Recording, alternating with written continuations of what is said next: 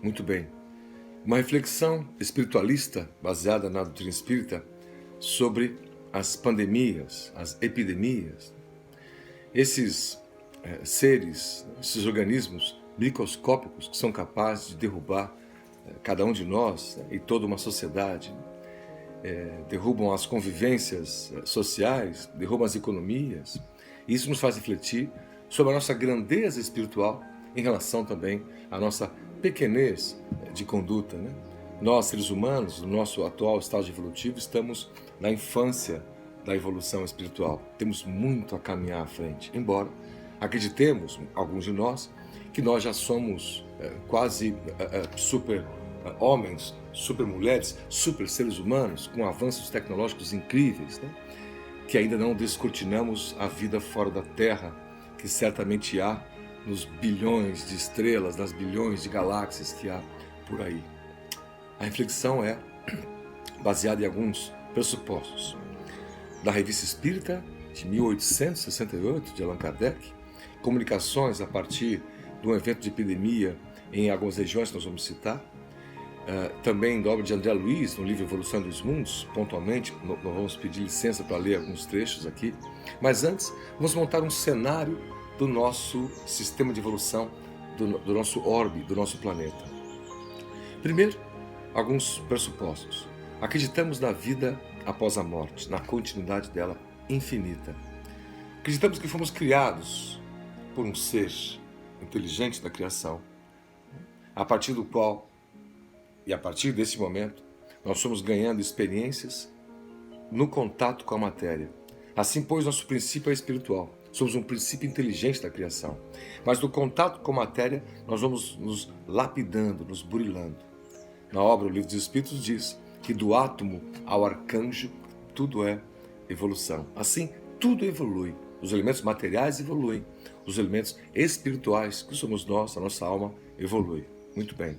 O cenário que estamos pintando para dar ensejo ao que queremos falar é o seguinte.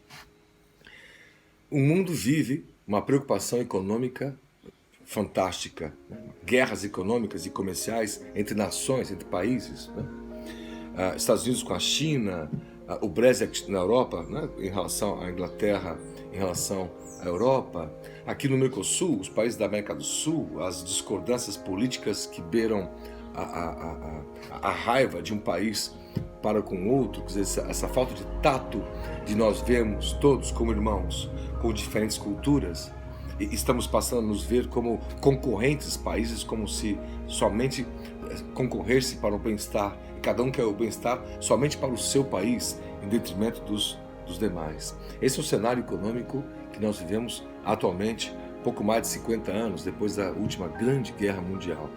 E as ameaças, né, de ataque nuclear, como diz a letra, né? Bombagem de nêutrons não foi Deus quem fez, como dizia a letra antiga, pululando aqui e acolá. Um outro cenário, há milhares de crianças neste momento, 2020, morrendo de fome no Iêmen do Sul em função das guerras.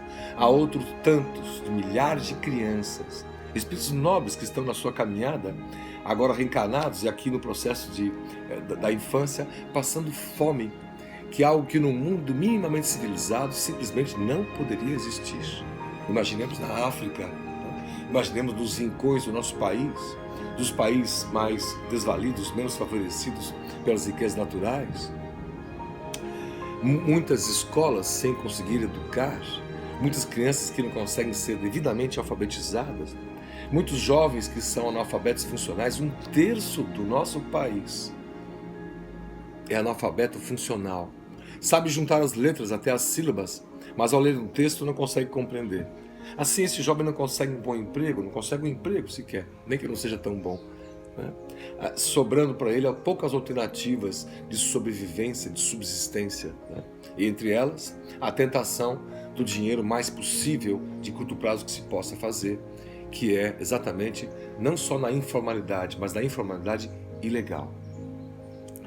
Temos também um viés no momento do mundo de descaso com a natureza, de descaso com o meio ambiente. Como se o fator econômico fosse sobrepujante em relação ao fator da vida, que é o que representa a natureza, que é o que representa o meio ambiente, a ecologia, em nossas vidas, né? Esse descaso de diversas nações, entre elas a nossa, né, vai refletindo de alguma maneira nessa psicosfera espiritual do próprio planeta. A psicosfera é a soma dos nossos pensamentos, das nossas psiques humanas, né, e que vão dentro de um teor vibratório. Isso não é religião, isso é física, né, que a ciência está a poucos metros de descobrir mais efetivamente a sua importância. Nós temos a prioridade econômico-financeira em lugar da economia comportamental, da saúde, da educação. Você vê que diante do momento agora de pandemia, vários países, acertadamente, estipularam uma série de medidas econômicas para proteger os empregos, as empresas, o trabalho, mas a discussão é nos rincões, nas periferias, nas favelas, aquele que não está protegido pela lei, pela CLT, pela constelação das leis do trabalho, que vive na informalidade, esse não é atingido por esses benefícios, e é a maioria do nosso povo. A dualidade mundial entre as violências, né, do pensamento comunista materialista que ainda insiste em ter seus partidos que lutam por uma falsa igualdade, que não percebe na visão espiritualista de que somos infinitos e temos diferentes graus de evolução. Assim, pois, a nossa crença é o maior ensino menor, né? Com a humildade que deve ser a sua bandeira, mas não. E nós temos na outra ponta esse pensamento liberal econômico de deixar laissez-faire, deixar o mercado se regular, como se a mão invisível do mercado fosse capaz de regular as grandes tensões humanas, né? E interessante que os liberais, quando no poder, quando acontece uma crise como essa, dependem eles de um governo forte, de uma nação forte. Ora, se fossem puros liberais, deixariam a coisa acontecer de maneira distinta, diferente. Não, é necessário um governo forte, presente, para regular as tensões humanas, regular esses acontecimentos que saem do padrão do dia a dia, como são as grandes epidemias, as grandes pandemias. Há diversos países salvando empresas, né? Exatamente da quebradeira, porque isso quebraria empregos e trabalho, e a situação econômica se agravaria, né, a partir de uma situação grave na área de saúde. Então não se discute aqui se você é de esquerda ou de direita, mas sim qual a melhor maneira de proteger o ser humano das suas próprias idiosincrasias, dos seus dilemas e das suas crises.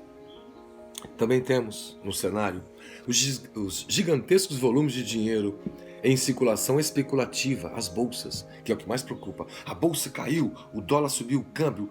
Grande parte desse movimento é especulativo e não produtivo. Não é um investimento direto na produção, e sim um investimento direto na especulação.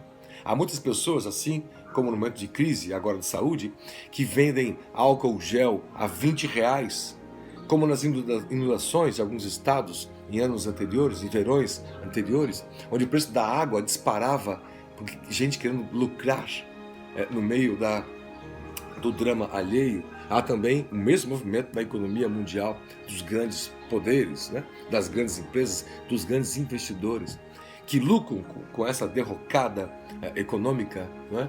Quando as ações caem ou o câmbio sobe e vice-versa, estão sempre eles nos momentos certos, ganhando ainda mais com os dramas alheios, né? O materialismo travestido nas falsas religiões, porque não enxergam o céu, estão mais de olho nos bolsos, né? Grandes pastores, grandes líderes, fazendo menção direta a isso, dizendo eles, no linguajar deles, que o Espírito Santo não quer a nossa felicidade, quer o nosso dinheiro, para que a gente possa injetar dinheiro nas obras sociais da igreja X, Y ou Z, e só assim nós iremos nos salvar. Na visão espírita, a única coisa que nos salva é a caridade. E caridade não é esmola, caridade não é doação, não é dar o que te lhe sobra, não é dar o que te resta, não é dar o que não te serve mais. A caridade é dar-se, doar-se para alguém, seu tempo, sua energia, seu afeto. Isso para dizer o mínimo.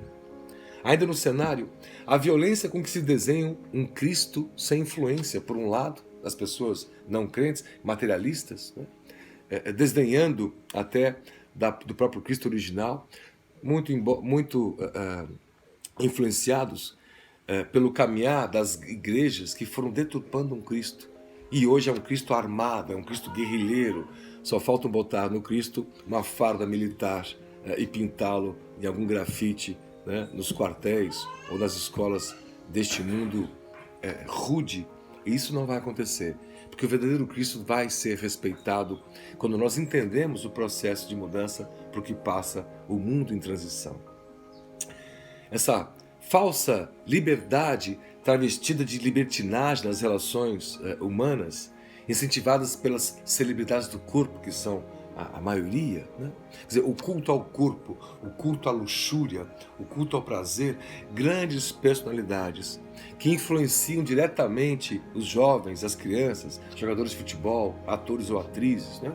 Cultuando nas suas fotos, no seu conjunto de imagens, sempre há a gastança, né? A luxúria, e o que isso irá levar em termos de influência para este grupo de seguidores, que é a palavra utilizada nas redes sociais. Celebridades sem nenhum vínculo com o social, com grandes exemplos de excentricidades. Quando uma celebridade quer limpar a sua imagem, ela vai para a África, pega uma criança negra no colo, tira algumas fotos, distribui alguma coisa e nunca mais volta lá, achando que somente isso é responsável por limpar a sua imagem.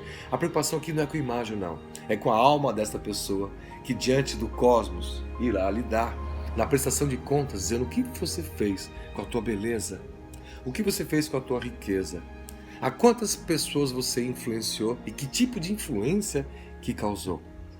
E a gente vai sorvendo neste mundo, né, dos jornais enviesados, pautados por ideologias, das políticas enviesadas, pautadas por partidos, ou seja, não são políticas inteiras, são partidas, né, que não atingem a todos de forma igual no campo dos benefícios. Onde é que nós vamos chegar com isso? Né? A quantidade de ONGs, organizações não governamentais, chamadas hoje em dia de organizações sociais, criadas por políticos, por empresários, somente para captar dinheiro do próprio governo, se corrompendo a própria expressão não governamental. A ONG é o terceiro setor, é a própria sociedade civil, em detrimento das milhares de ONGs maravilhosas que foram criadas para defender causas ecológicas, ambientais ou sociais, que estão nas periferias, lutando pela educação, lutando por um conjunto de assistência social, para fazer frente, complementar ao próprio Estado, ao próprio governo, que não consegue chegar com seus tentáculos até lá. Este é o cenário do mundo em que vivemos.